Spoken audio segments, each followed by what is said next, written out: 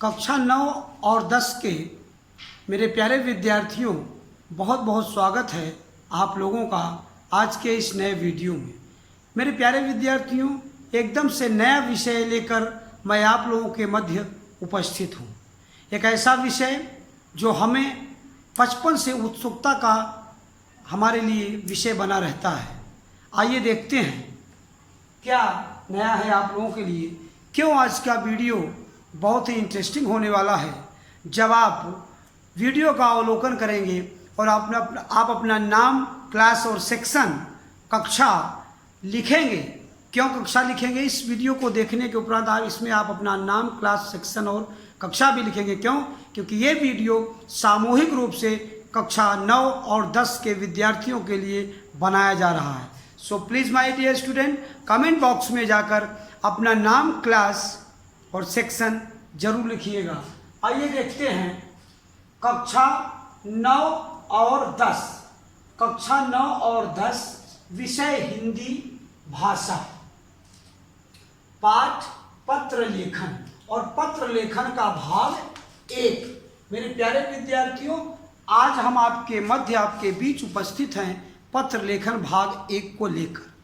आप समझ सकते हैं कि पत्र लेखन कितना आवश्यक विषय है कक्षा 9 और 10 के विद्यार्थियों के लिए। बचपन से ही हमें शौक रहती है कि हम अपने मित्रों के साथ पत्राचार करें, अपने पड़ोसी के साथ पत्राचार करें, अपने रिलेटिव के साथ, रिश्तेदारों के साथ पत्राचार करें। तो ये एक खट्टा मीठा अनुभव पत्रों का।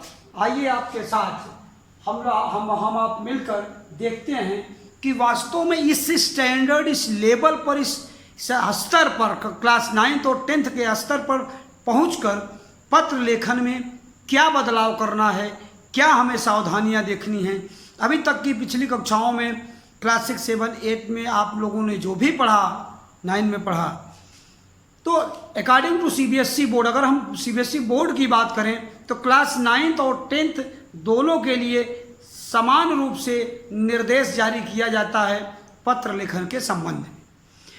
लगभग क्लास 9 और 10 के लिए पत्र लेखन का निर्देश जो है वो समान है।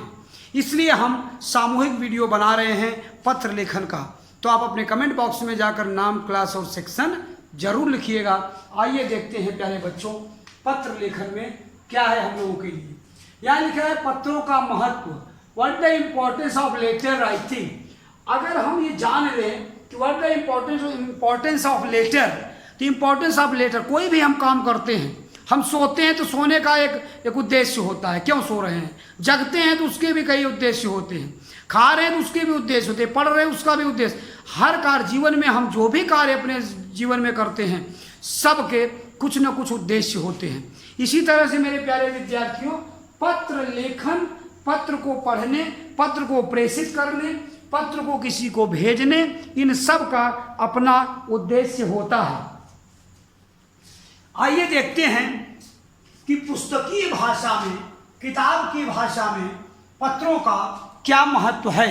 वैसे तो पत्रों के महत्व का वर्णन इन थोड़े से शब्दों में और थोड़े से समय में नहीं किया जा सकता। मेरे प्यारे विद्यार्थियों, बड़ा ही महत्व है पत्र लेखन का। एक प्रमाण होता है। बहुत सारे पत्र आपने देखा होगा, टॉलस्टॉय लिखते थे, कितने सारे पत्र आप हिंदुस्तान में देखिए। नेहरू जी अपनी बेटी इंदिरा को लिखते थे पत्र, कभी जेल से, कभी जेल के बाहर, कभी पुणे के, कभी कहीं के दौरे से। तो इस तरह का पत्र होता है। कभी कोई नौजवान देश का सिपाही जेल के अंदर से अपनी माँ को पत्र लिखता है। बहुत सारे पत्रों के प्रकार आप देखे होंगे अपने जीवन में। वो कभी कभी कुछ समाचार पत्रों में दीदी का पत्र आता है छोटे बच्चों के लिए। बहुत सारे तमाम प्रकार के पत्रों को आपने देखा होगा। आइए देखते हैं what the importance of letter. पत्र का महत्व क्या है, पत्रों का क्या महत्व है। यहाँ आप देख सकते हैं, यहाँ क्या कह रहे हैं, अभिव्यक्ति। अभिव्यक्ति माने अपनी बातों को, अपने अनुभव को व्यक्त करना या बताना या कहना किसी के सामने।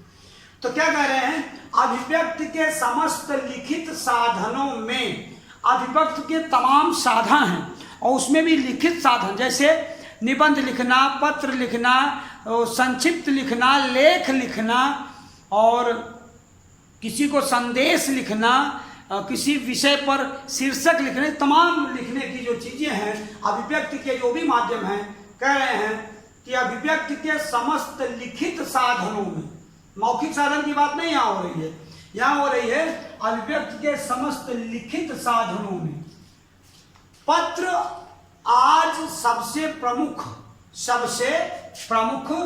शक्तिशाली, प्रभावपूर्ण और मनोरम साधन है। वर्तमान में, वर्तमान परिप्रेक्ष्य में, वर्तमान परिदृश्य में, वर्तमान समय में मेरे प्यारे विद्यार्थियों, आप देख सकते हैं कि यहाँ क्या महत्व है। कह रहे हैं कि अभिव्यक्ति के समस्त लिखित साधनों में पत्र आज सबसे प्रमुख, शक्तिशाली, प्रभावपूर्ण और मनोरम साधन है। इसमें क्या होता है, किसमें? पत्र में। पत्र में क्या होता है आप ध्यान देंगे, आप देखेंगे, कह रहे हैं कि इसमें लेखक, इसमें माने किसमें? पत्र में। कौन कौन? लेखक और पाठक। एक होता है पत्र को लिखने वाला, जो लिखता है, लेटर राइटिंग जो कर रहा है, वो जो लेटर का राइटर है वो है WRI से होगा, राइटर के लिए राइटर ये है। और ये है रीडर, तो रीडर है, ये कौन है?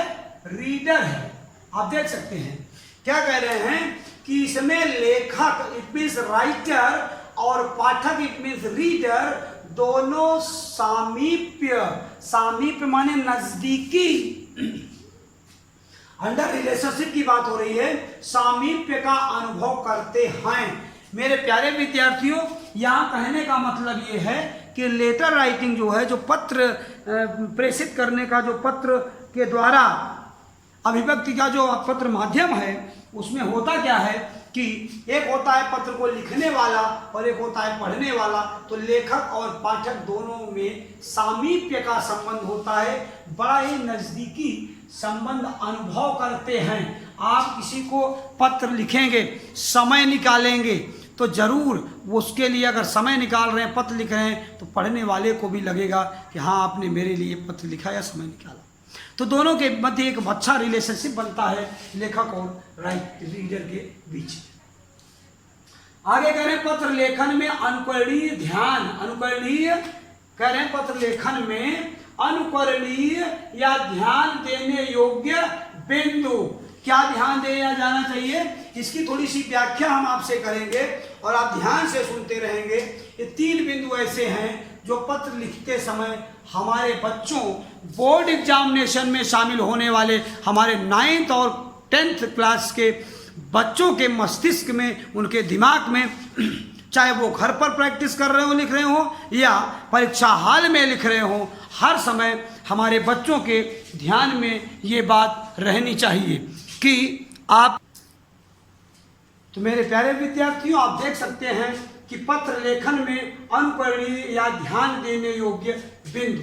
तो ये जो अनुकरणीय या ध्यान देने योग्य बिंदु है, इसमें आपको ध्यान देना है कि क्या क्या बिंदु है। अब आइए हम लोग ध्यान से देखते हैं। एक तो है सरलता, बोले सरलता।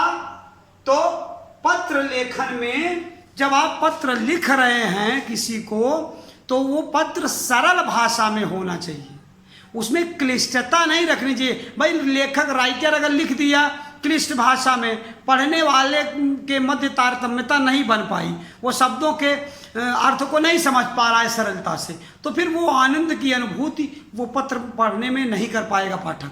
तो सबसे बड़ी बात क्या है, सबसे बड़ी बात है कि पत्र लेखन में सरलता पर ध्यान दिया जाना चाहिए। कहने का मतलब पत्र सरल होना चाहिए। नंबर दो पर आता है निश्चयात्मकता। सबसे पहले तो इस शब्द को बोलना सीखिए। क्या लिखा है मेरे कक्षा 9 और 10 के प्यारे विद्यार्थियों? निश्चयात्मकता। तो आत्मकता तो समझ में आ रहा है, और दूसरा है निश्चय। क्या है? निश्चय। और यह है आत्मकता। तो निश्चयात्मकता का अर्थ है कि पत्र लेखन का निश्चित उद्देश्य होना चाहिए और उस उद्देश्य पर ध्यान रहना चाहिए पूरे पत्र लेखन के दौरान।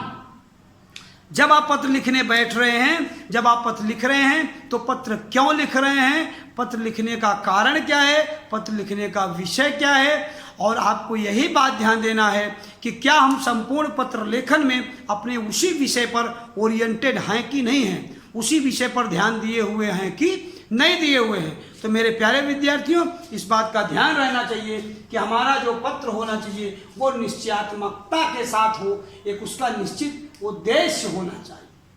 नंबर 3 पर आता है संक्षिप्तता। संक्षिप्तता मतलब शॉर्टनेस ही कहिए, शॉर्टकट कहिए। संक्षिप्त का मतलब ये है कि पत्र बहुत विस्तृत नहीं होना चाहिए। अब संक्षिप्त का मतलब ये नहीं कह रहे पत्र बहुत छोटा होना, नहीं, जिस विषय जिस उद्देश्य को लेकर पत्र लिखा जा रहा है वो पूरा का पूरा उद्देश्य उसमें शामिल होना चाहिए। उसको हम धीरे धीरे जैसे जैसे आप पत्र लेखन का अभ्यास करते जाएंगे मेरे प्यारे विद्यार्थियों मेरे साथ, वो हम आपको और भी सरल बनाते जाएंगे, आपको समझाते जाएंगे कि किस तरह से आपको पत्र लेखन में सरलता रखना है, संक्षिप्तता रखना है और निश्चयात्मकता भी होनी चाहिए। तो कह रहे हैं कि संक्षिप्तता विषय का कतई ये मतलब नहीं है कि पत्र बहुत छोटा होना चाहिए। पत्र जिस उद्देश्य को लेकर लिखा जा रहा है वो पूरी की पूरी बात होनी चाहिए, लेकिन पूरे लेखन के दौरान ये बात ध्यान में रहना चाहिए कि हम पत्र ही लिख रहे हैं बेटा, निबंध नहीं लिख रहे हैं। तो मेरे कक्षा 9 और 10 के प्यारे विद्यार्थियों, इस बात का ध्यान रहना चाहिए आपके मस्तिष्क और दिमाग में कि संक्षिप्तता का अर्थ है कि एक मपे तुले शब्द, जैसे बोर्ड अब क्या कर रहा है, बोर्ड एग्जामिनेशन में अब आप ध्यान देंगे तो बोर्ड कह रहा है निश्चित कर दे रहा है लगभग 100 शब्दों में पत्र लिखल। तो ये बात मतलब है कि आप अपनी क्षमता, अपनी कैपेसिटी, अपने कैलिबर को 100 शब्दों में ही दिखा दीजिए। ये एक अच्छे विद्यार्थी के लक्षण है। और क्या, तो मेरे प्यारे विद्यार्थियों, मैं आशा करता हूं कि आप इन तीनों बिंदुओं को, सरलता, निश्चयात्मकता और संक्षिप्तता को समझ चुके होंगे। यहाँ भाषा की सरलता की बात है, शब्दों की सरलता की बात है, यहाँ निश्चयात्मकता मतलब पत्र लेखन का जो निश्चित उद्देश्य है उसकी बात हो रही है। यहाँ संक्षिप्तता का मतलब है कि बहुत विस्तार पत्र को नहीं देना है, लेकिन इतना संक्षिप्त भी नहीं कर देना है कि पाठक को समझ में ना आए। तो मेरे प्यारे विद्यार्थियों, इन बातों पर आप ध्यान देंगे। आइए एक कदम आगे बढ़ाते हैं और देखते हैं कि क्या है नया बिंदु हमारा है पत्रों के प्रकार। अब दुनिया में तमाम तरह के पत्र लिखे जाते हैं, बहुत सारे ढंग के पत्र लिखे। तो कक्षा 9 और 10 के मेरे प्यारे विद्यार्थियों, आगे देखते हैं पत्रों के प्रकार। क्या है पत्रों के प्रकार और कितने प्रकार के? आप देखे होंगे दुनिया में बहुत सारे प्रकार के पत्र लिखे जाते हैं। सारे प्रकारों को बता पाना यहाँ संभव सा नहीं महसूस हो रहा है, लेकिन फिर भी अधिकतम पत्रों के प्रकार हम बताने की आपसे कोशिश करेंगे। आइए समझते हैं मेरे कक्षा 9 और 10 के प्यारे विद्यार्थियों। पत्रों के प्रकार में कह रहे हैं कि विषय के अनुसार पत्रों को अनेक श्रेणियों में विभाजित किया जा सकता है। विषय के अनुसार, किसके अनुसार? According to subject we can divide many kinds of letter writing. We can divide according to dividation according to subject, we can divide many types of letter writing। तो कह रहे हैं विषय के अनुसार पत्रों को अनेक श्रेणियों में विभाजित किया जा सकता है। जैसे, अब आप जैसे में देखिए, यहाँ लिखा है निमंत्रण पत्र। निमंत्रण पत्र के बाद लिखा है प्रेम पत्र, विवाह पत्र, जन्मदिन पत्र, शोक पत्र, संवेदना पत्र आदि। अब आप देख सकते हैं कि ये तमाम श्रेणियों के पत्र हैं और इसमें कुछ श्रेणियां ऐसी जिनकी चर्चा नहीं की गई है, वैसे भी पत्र होते हैं। तो कह रहे हैं किंतु शैली शिल्प को व्यापक रूप में देखते हुए, क्योंकि शैली शिल्प जो है, जो निर्माण शिल्प है, वो बहुत ही व्यापक है। किसका? पत्र लेखन का। तो कह रहे हैं प्यारे विद्यार्थियों कि शैली शिल्प को व्यापक रूप में देखते हुए पत्रों को निम्नलिखित 2 प्रमुख वर्गों में विभाजित किया जा सकता है। बोले निम्नलिखित 2 प्रमुख वर्गों में, 2 प्रमुख वर्गों में। अब देख सकते हैं, कह रहे हैं कि 2 प्रमुख वर्गों में विभाजित किया जा सकता है। नंबर 1 क्या है? नंबर 1 है अनौपचारिक पत्र। नंबर 1 है अनौपचारिक पत्र और दूसरा है औपचारिक पत्र। अगर आज की डेट में आपसे कोई पूछे कि अनौपचारिक पत्र किसे कहते हैं और औपचारिक पत्र किसे कहते हैं, तो मेरे प्यारे विद्यार्थियों वीडियो देखने के बाद इतने ध्यान से देखना, नोट कॉपी में इतने अच्छे से नोट करना कि फिर आपको किसी तरह का कोई संशय न रह जाए कि किसे कहते हैं औपचारिक पत्र और किसे कहते हैं अनौपचारिक पत्र। दोनों बातों को आप ध्यान में रखेंगे। और ये जो व्याकरणिक दृष्टि से मैं आपसे अगर बात करूं तो पत्रों के तमाम प्रकार हैं, बहुत सारे प्रकार हैं, लेकिन शैली शिल्प के आधार पर बहुत ही व्यापक रूप होने के कारण पत्रों के मूलतः व्याकरणिक दृष्टि से, अगर व्याकरणिक दृष्टि को ध्यान में रखें तो पत्रों के दो प्रकार हैं। नंबर 1 अनौपचारिक पत्र और नंबर 2 है औपचारिक पत्र। ये व्याकरणिक दृष्टि से पत्र के दो प्रमुख प्रकार हैं। नंबर 1 है अनौपचारिक पत्र और नंबर 2 है औपचारिक पत्र। तो मेरे प्यारे विद्यार्थियों ध्यान देंगे, आइए एक एक को समझते हैं क्या है अनौपचारिक पत्र और क्या है औपचारिक पत्र। अच्छे से समझते हैं, वीडियो को 2 बार 3 बार देखिएगा, नाम, क्लास और सेक्शन लिखना नहीं भूलिएगा। अभी हम आपको नोट पॉइंट में बताएंगे क्या है रूल और रेगुलेशन, क्या है इंस्ट्रक्शन, क्या है निर्देश सीबीएसई बोर्ड का बोर्ड एग्जामिनेशन में शामिल होने वाले या कक्षा 9 और 10 के प्यारे विद्यार्थियों के लिए बोर्ड क्या कहता है, क्या ऐसी चीज़ें हैं जो पत्र में आपको छुपा लेना है, क्या ऐसी चीज़ें हैं जो पत्र में आपको बता देना है, ये सारी बातें मैं आपको बताने वाला हूँ। अगर इस वीडियो में संभव हुआ तो इसमें, अदरवाइज मेरे प्यारे विद्यार्थी इसके नेक्स्ट वीडियो में, क्योंकि पत्र ये भाग 1 है, अभी कम से कम 2 से 3 भाग हम आपके पास पत्र लेखन का और प्रेषित करने वाले हैं। तो आप खूब एनर्जी के साथ, खूब ऊर्जा के साथ अब मन लगाकर आप देखते रहिए। अभी हम आपको दिखाते हैं, समझाते हैं कि क्या है अनौपचारिक पत्र। आइए समझने की कोशिश करते हैं मेरे प्यारे विद्यार्थियों, क्या है अनौपचारिक पत्र। कहते हैं कि इसे माने किसे, अनौपचारिक पत्र को। ध्यान देना, इसे का मतलब है इसे माने किसे, अगर है शब्द इसे तो इसे माने किसे, अनौपचारिक पत्र को। तो बोले अनौपचारिक पत्र को मतलब इसे व्यक्तिगत पत्र भी कहा जाता है। ध्यान देना मेरे प्यारे विद्यार्थियों, पर्सनल लेटर भी इसको कहते हैं। अनौपचारिक पत्र को एक दूसरा नाम क्या कहते हैं, पर्सनल लेटर। ध्यान देना है आपको।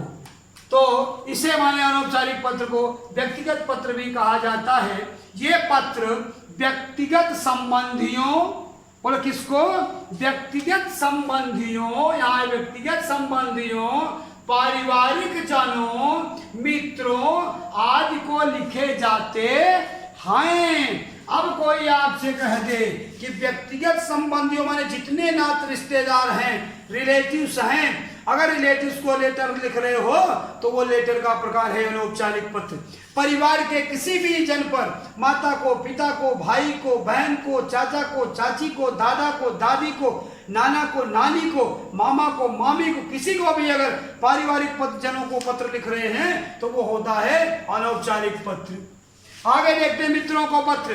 बच्चे, बॉयज, लड़के मित्रों को और लड़कियां सहेलियों को अगर अपने पत्र लिख रही हैं तो मेरे प्यारे विद्यार्थियों ये भी अनौपचारिक पत्र का ही एक प्रकार होगा। मेरे प्यारे प्यारे बेटे, लड़के, छात्र जो हैं वो अगर मित्रों को पत्र लिख रहे हैं, या मेरी जो प्यारी प्यारी छात्राएं हैं, मेरी बेटियां हैं, मेरी बच्चियां हैं, अगर वो अपनी सहेलियों को पत्र लिख रही हैं तो वो भी अनौपचारिक पत्र का ही एक भाग होगा। मेरे प्यारे विद्यार्थियों ध्यान देना, कक्षा 9 और 10 के मेरे प्यारे विद्यार्थियों, आइए देखते हैं औपचारिक पत्र क्या है। यह पत्र उन्हें लिखा जाता है जिनसे हमारा कोई निजी परिचय नहीं होता। अब आप ध्यान देना कि ये जो औपचारिक पत्र है ये उन्हें लिखा जाता है। क्या लिख रहे हैं कि यह पत्र उन्हें लिखा जाता है जिनसे हमारा कोई निजी संबंध या निजी परिचय नहीं होता। आप ध्यान देंगे मेरे प्यारे विद्यार्थियों, कह रहे हैं कि यह पत्र उन्हें लिखा जाता है। कौन सा पत्र, औपचारिक पत्र लिखा जाता है जिनसे हमारा कोई निजी परिचय नहीं होता है। इसमें व्यक्तिगत लगाव, ध्यान देना यहाँ पर क्या कर रहे हैं, इसमें माने किसमें, औपचारिक पत्र में व्यक्तिगत लगाव, आत्मीयता गौड़ होती है। इसमें बहुत ज़्यादा रिलेशनशिप की बातें नहीं होती औपचारिक पत्रों में। आगे देखेंगे इनमें तथ्यों व सूचनाओं पर ही अधिक महत्व दिया जाता है। इनमें तथ्यों और सूचनाओं पर ही ज़्यादा महत्व दिया जाता है। इमोशंस और रिलेशंस पर ध्यान नहीं दिया जाता। मेरे प्यारे विद्यार्थियों, आगे करें। जैसे कौन कौन से पत्र हैं? औपचारिक पत्रों को समझ लीजिए। आवेदन पत्र औपचारिक पत्र है, व्यावसायिक पत्र औपचारिक पत्र है, सरकारी पत्र औपचारिक पत्र का प्रकार है, अव्यावसायिक संस्थाओं के साथ पत्राचार ये भी औपचारिक पत्र है। और यहाँ लास्ट में दे रहे हैं तथा प्रार्थना पत्र भी आप देख सकते हैं, औपचारिक पत्र का ही एक प्रकार है। मेरे प्यारे विद्यार्थियों, कक्षा 9 और 10 के मेरे यशस्वी और बहादुर विद्यार्थियों, बोर्ड के निर्देशानुसार पत्र लेखन मैं आपको बताऊंगा, समझाऊंगा। क्या निर्देश देता है बोर्ड, क्या बातें बतानी है और क्या छुपानी है पत्र लेखन के दौरान। मेरे प्यारे छात्र छात्राओं, नेक्स्ट पत्र लेखन के भाग 2 में मैं आपके सामने लेकर उपस्थित रहूंगा। अभी हम 2 से 4 औपचारिक पत्रों के प्रकार और अनौपचारिक पत्रों के प्रकार के अभ्यास भी करेंगे सामने ऑनलाइन वीडियो पर, उस पर भी आपको शामिल होना है। तो मेरे प्यारे विद्यार्थियों, आज के लिए इतना ही। मिलते हैं नेक्स्ट वीडियो में पत्र लेखन के अगले भाग को लेकर। लेकिन तब तक मेरे प्यारे विद्यार्थियों, आप अपना नाम, क्लास और सेक्शन कमेंट बॉक्स में लिखना नहीं भूलिएगा और खूब परिश्रम के साथ आप पत्र लेखन को पढ़ते रहिए, अपनी अभ्यास कॉपी में लिखते रहिए, घर में रहिए, अपने बड़े और छोटों सबका ख्याल रखिए। इन्हीं शुभकामनाओं के साथ आज के लिए इतना ही। मिलते हैं नेक्स्ट वीडियो में, तब तक के लिए धन्यवाद।